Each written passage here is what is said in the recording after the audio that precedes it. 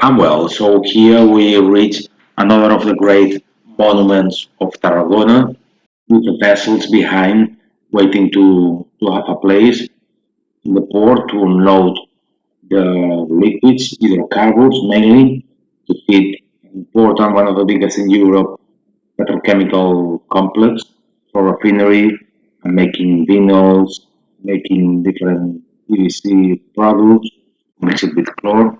And a closer look to the amphitheater that, let us remember, means a double theater or mixed theater. Amphi, like amphibies, they can live in earth and in water, and theater, so because it's not just half circle, but double.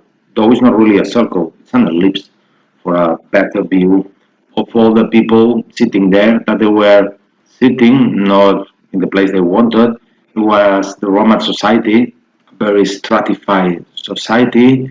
In the lower part, there were the patricians. They're right in front of us. Was the Porta Triumphalis, where the emperor sometimes, like Heliogabalus, 230, he made some reforms, and actually was a big inscription, part of it that has been found. So we know that Heliogabalus made a reform, though the first construction and the main construction is from the times of the Flavians, like Emperor Titus and Vespasian. That was like a time of prosperity and consolidation of the Roman Empire. It was order within the borders, and it was no great menaces from outside. Still, the barbarian people, the Germanic people, had not started to enter and to cross the limes, the borders from the Danube and the Rhine. And yeah, I said the emperor right there above the main entrance, or when he was not, that actually was most of the times the emperor, few emperors came to Tarragona. We know for sure that it was Augustus and this Heliogabalus, and when he was not the emperor, so the propraetor, the governor, the representative of Rome in the province, not just in the city of Tarragona, but in the whole province. So the reason why Tarragona had this amphitheater, a circus that is still standing part of it, it was a theater, now it's a shameful ruin, is because it was the capital of a huge province. So if you were just a normal Roman city with, let us say, 500 inhabitants or 2,000, probably you didn't have an amphitheater, but the big ones, they had one. So in the first step, they were the patricians, the people entitled to follow the cursus honorum, to become a member of the local parliament, kind of council, and even to become kind of mayor or to become a priest. Then in the second level, it was the plebeians, people that they couldn't follow this cursus honorum, but they were free people. They were entitled to have a shop, to have a profession, and to vote. That was very important, to vote. And then in the upper rows or upper steps, then there were the slaves and also the women. So the Roman society was very classist and very machist. Then we have the arena with some buildings in between and some underground galleries. That's where it was the gladiators and the venatores, these gladiators killing and hunting against animals, and all the people working in this infrastructure, that they could prepare the things and with some kind of lift, then they were lifting up the animals or the gladiators. But the particularity of the amphitheater of Tarragona, it has three particularities that made it different from other amphitheaters from the Roman Empire, that are the following. On the one hand, that as here they kill and they martyrize some of the first Christians, these proto-martyrs so-called, then they build a church inside. From here we cannot tell it, but later as we move to another point, a bit higher, then you will clearly see that the walls, these walls that we are seeing here, they draw across the typical form of the churches. Then also that it was built not inside the town, but outside.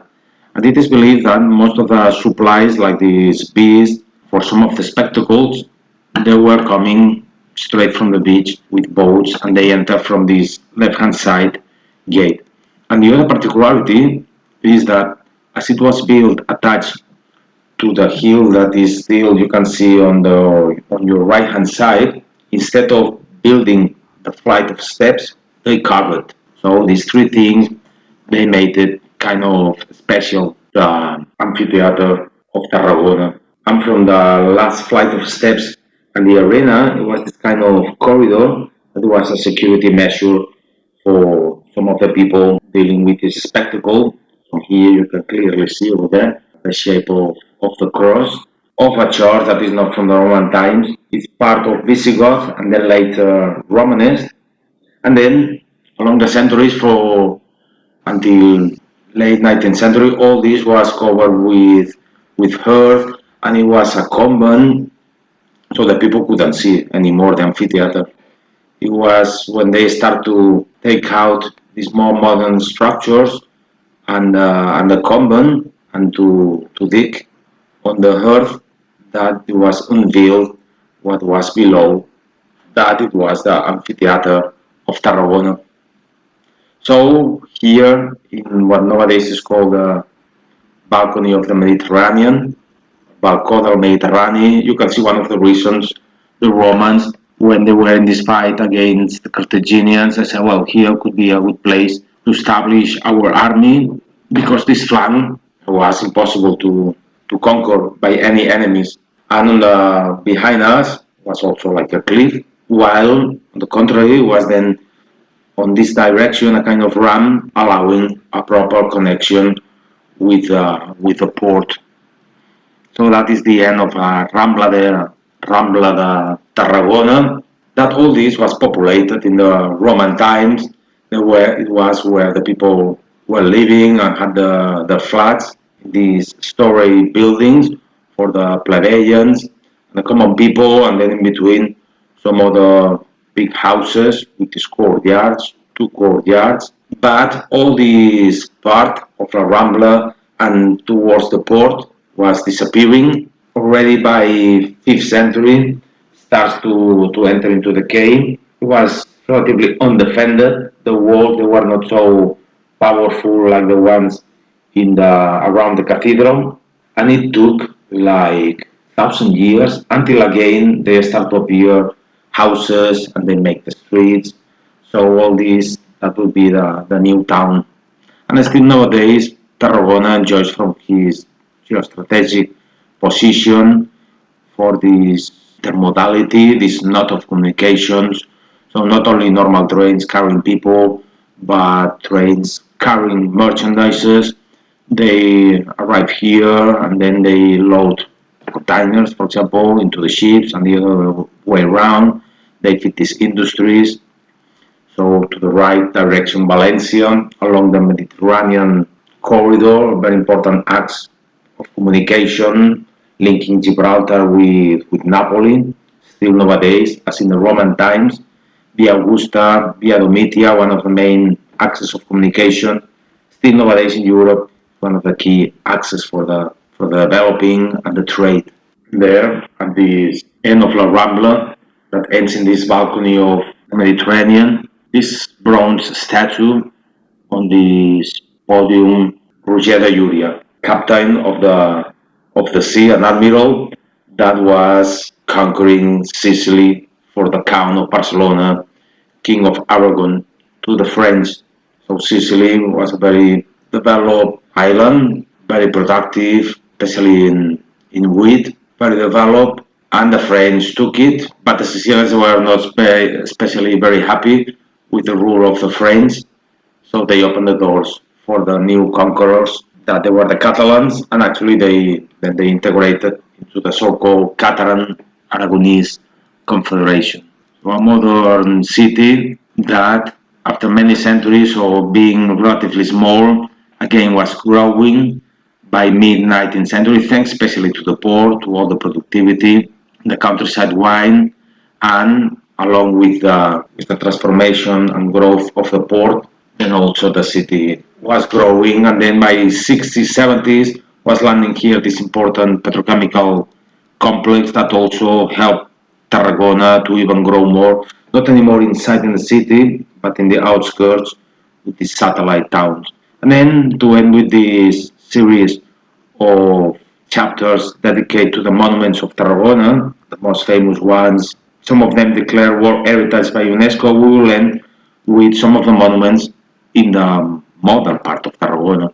And one of them is the food market. The food market, that is a word by 1915, still has some touch of modernism, especially you can see over there the letters in the main arch that crowns the facade, the central facade. You can see Mercado Público, instead of making straight letters, they made them with this kind of bending.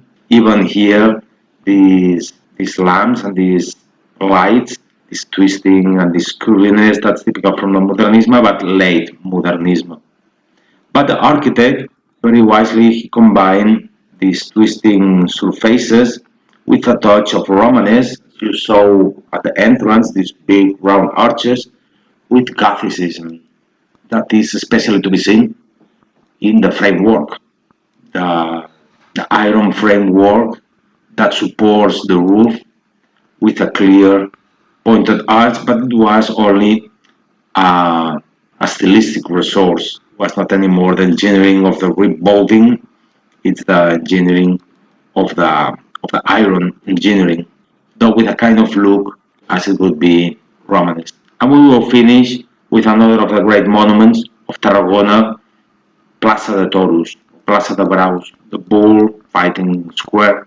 Bullfighting square that different from many others that it was in fashion to make them look as they would be Arabic, like a couple ones we find in Barcelona, the capital of Catalonia, or even in Seville or in Valencia. Here the architect he made such a masterpiece of humble architecture based on the made with a combination of brick and rubble stone wall.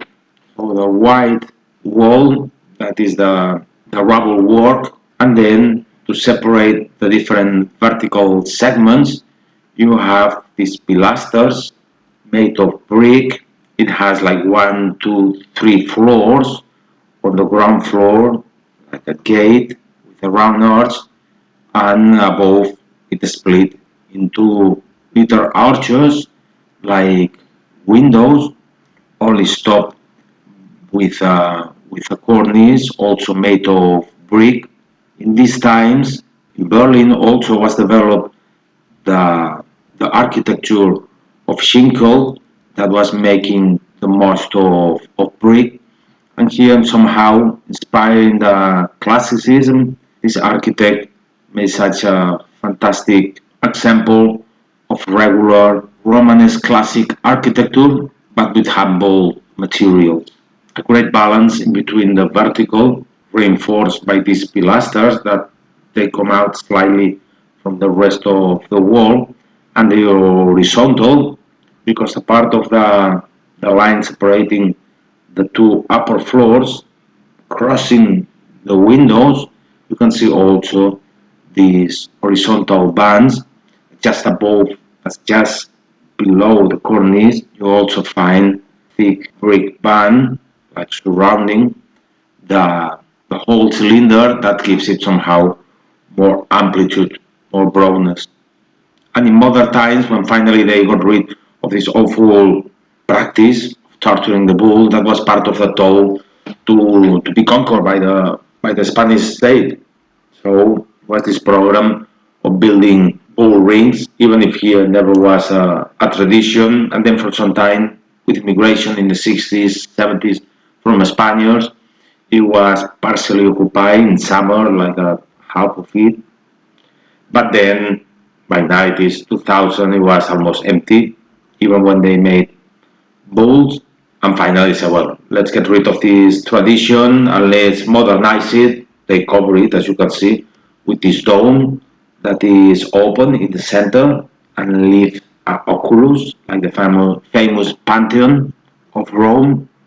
And here take place the biannual Human Tower Contest, concurs de castellers. That is also one of the big days for Tarragona. So again, when preparing your holidays in Tarragona, this Tarraco Viva, these things about the Roman life, the daily Roman life, or you can book your holiday, especially in the day when they made this human tower contest to enjoy the performances of these groups of human tower builders. Aquesta és la cara dels quarts d'aquest castell mastodòntic, del colós del món casteller.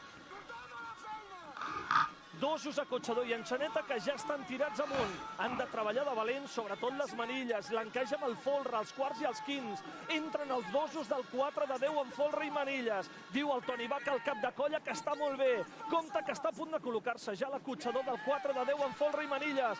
Està un pas l'enxaneta també d'arribar. Acotxador col·locat. Els castellers de Vilafranca ho tenen gairebé a la butxaca. Busquen la vuitena.